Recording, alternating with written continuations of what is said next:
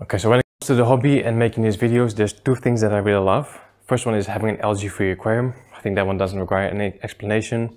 I think an algae-free aquarium is like the ultimate reward for a planted tank hobbyist. The second thing that I really love is making videos about algae, because I know a lot of people struggle with that. And with these videos, I can help a lot of people, and helping people feels good. The thing is though that those two things don't really go very well together. I mean, if I want to teach people how to get rid of algae, I can sit here and talk and explain the best methods to prevent algae, the best methods to get rid of algae. But I don't know about you guys, but me personally, I learn the best when I see things, when I can see the process, when I can see the necessary steps, and when I can see the results, you know? So sometimes it's not very good to have algae-free aquariums. I'm not saying that all my aquariums are algae-free. Of course, I still sometimes have algae as well. I'm always trying very hard to get rid of algae as well. So it's hard to combine these two things. This video is going to be for all the visual learners like myself. In this video, we're going to grow algae and then try to get rid of it. So this is going to be a bit of a challenge. I'm a little bit scared because now instead of talking the talk, I also have to walk the walk. So yeah, this is going to be fun. Yeah, so my task for today is to create an algae infestation. That's not something you do every day. And I think I'm going to do it in this aquarium right here. This aquarium has been up and running for, I think, 4 or 5 months now. Super stable, super healthy as well. It looks really good. It doesn't really have any algae right now. So it's a little bit painful to do this. But hey, if I can practice what I preach, then it shouldn't really be a big deal, right? It should be only temporary.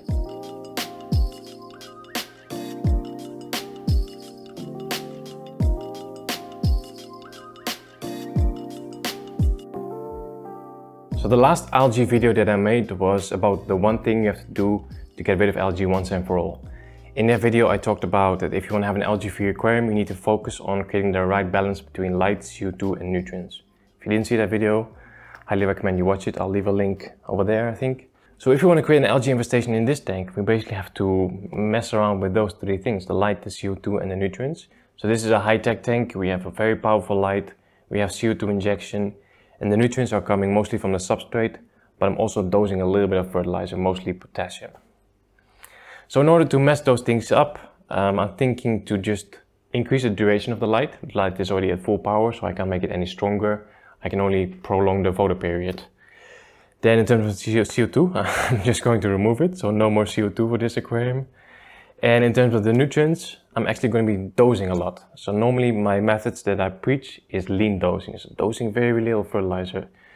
So in order to upset the balance in here, I'm just going to be dosing a lot of fertilizer, and that should definitely create some algae, I think. Okay, so let's start by first removing the CO2 from this aquarium. The CO2 system I actually have underneath here. It's this citric acid baking soda system, that, you know, those CO2 generators. So I'm just going to unplug it, and that's it. No more CO2 for this aquarium. Next step is I'm going to just go into the app from my smart socket and increase the duration of the light to, I don't know, what shall we do? Just 24 hours? No, I think that's a bit ridiculous. Let's start with just 12 hours. I think 12 hours should do the job. Okay, so we already messed up the light schedule. It's now on for 12 hours from 9 AM to 9 PM. I've also just removed the CO2, so we're well on our way to creating some algae. Next step is to mess up with the nutrients. So as I mentioned, I'm going to be dosing more fertilizers. But I'm going to be doing another thing, just kind of making it worse. Because right now we have a lot of plants in here. Plants are all very healthy. So if we just start dosing more fertilizers, plants are just going to start growing faster. And we'll still get algae, but it'll probably not be that bad because we have so many healthy plants. But if we trim all the plants, then all those nutrients that we're going to be dosing are not going to be used, because after you trim plants, they will not really be soaking up those nutrients that much. They'll still be recovering from the trimming session. So I think that's, now we really have the recipe for disaster. Here we go. There's no going back after this. Oh, really a big deal actually. The stem plants had to be trimmed anyway. But I'm curious what's going to happen and how fast we're going to see some algae in here. Pretty sure with a 12-hour photo period, no CO2, and a lot of nutrients, it's not going to take very long.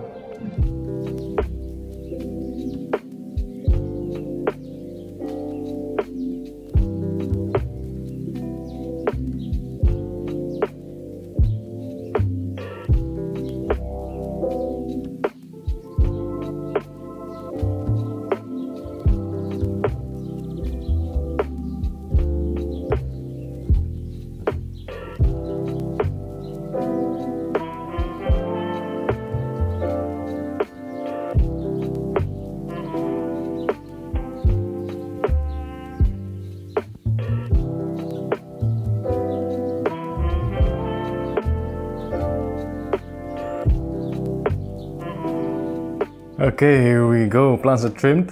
So yeah, doesn't look too bad actually. I mean, it could be worse. I think the only thing left to do now is to add a bunch of fertilizers, and then we can just wait for this experiment to unfold. The only thing I still want to do is also remove the snails, because there's 3 Cleton snails in here. And I'm pretty sure that one of the first algae we're going to get is black bush algae. And if there's one place black bush algae likes to establish itself, it's on the houses of those snails. So let's remove them so we keep the snails nice and pretty. Now, in my opinion, one of the main reasons why so many people struggle with algae is simply because they dose too much liquid fertilizer. Now, don't get me wrong, fertilizer in itself will not cause algae. It's more so that if your aquarium is not stable and you already have some algae issues, then fertilizer will just make the problem worse, you know? So that's why I'm such a big fan of that lean dosing method, because even if you do have some algae, it will just not really grow that fast because there's basically no nutrients available for them. So what I'm going to do now with this aquarium is just overdose nutrients like many other people do. So what I'm going to be dosing is micronutrients and also the macronutrients. So this is nitrate, phosphate and potassium, and this is iron and a bunch of other things. Not even sure, to be honest. So the recommended dose here is 1 milliliter per 30 liters. I think one pump is 2 milliliters. So I'm just going to be doing 1 pump of each on a daily basis. So that's a little bit of an overdose, but doesn't matter, we just need algae, so it's fine. Okay, so here we go. First time dosing macronutrients since this aquarium has been set up. Let's create some algae. That's 1. And that's 2. Okay, that's it. Let's see how long it's going to take before we start seeing some algae. I think I'll just take a picture or like a video clip every single day, just to kind of see the progress of the tank, and see you in a few days, I guess. The next day. So this is day 1 of the algae experiment, trying to grow algae, and so far so good. So this is the first day that the lights were on from 9 AM in the morning. It's now 7:30 PM. We already have a lot of green algae on the outflow of the filter, on the glass as well. It might be a bit hard to see on the glass, but there's definitely already a nice green coat on the glass, also on the rocks. So yeah, so far it's just green spot algae, but I don't think it will be long before we start seeing other types.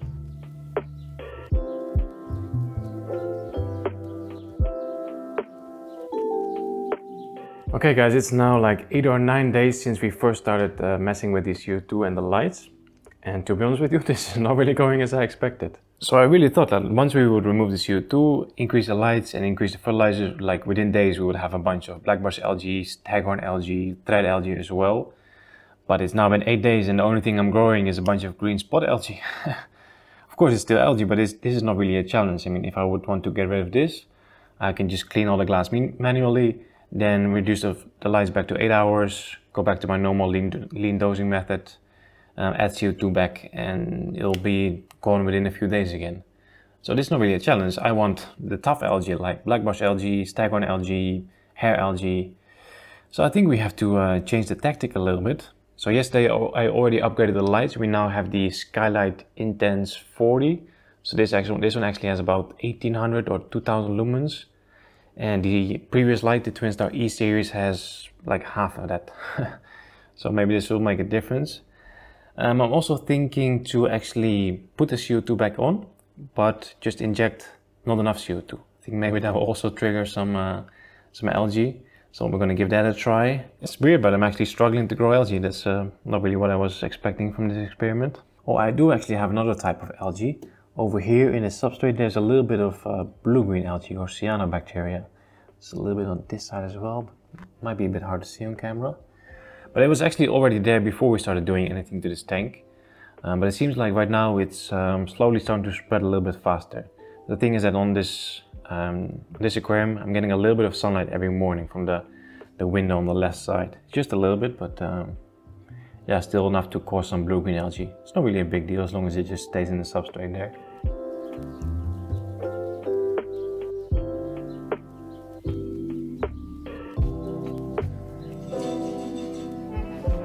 Okay, CO2 is back up and running again. I think the plan for today is to leave the CO2 on until about like 9 PM, something like that. Then CO2 will go off and I'll keep the lights on for 24 hours. And if that doesn't give us black bush algae or hair algae, I don't know what will.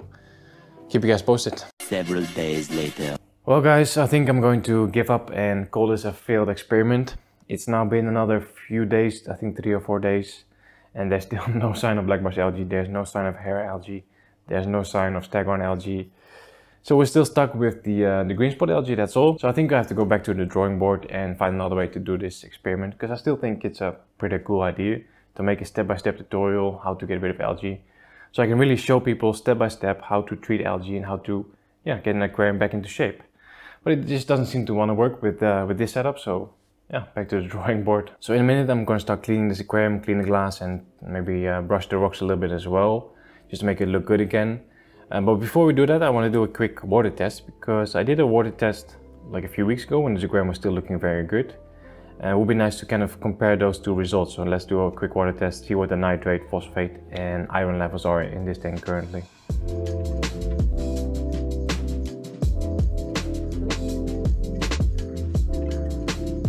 Okay, so here we have the results. We have iron, we have phosphate, and we have nitrate. I'll also overlay a clip from the last time I did the water test when the aquarium was still looking good, and we can kind of compare the colors. Yeah, the iron is definitely higher than before. It's now like well over 1 milligram per liter. I think before it was more like 0.25 milligrams per liter. Iron level is a little bit higher. Then turning around, we can check the phosphates. Phosphates are also very, very dark, so that means it's also, we can't check it because it's much darker than the actual scale. So phosphate levels are quite high.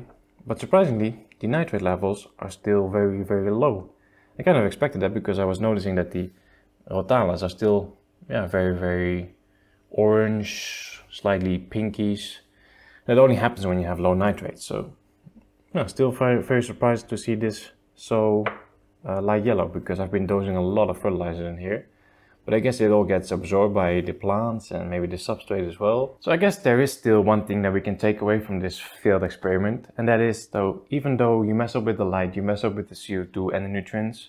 Like if your aquarium was already stable, you have a healthy plant mass, a healthy substrate, then it's actually not that easy to upset the balance in the aquarium and just create a lot of algae. So it's kind of reassuring. That kind of means that once you have a healthy plant mass and a healthy substrate, you can kind of relax a little bit. Yeah, I guess that's it. Now we have to go back to the drawing board to find another way to create algae. And now let's fix this aquarium back up.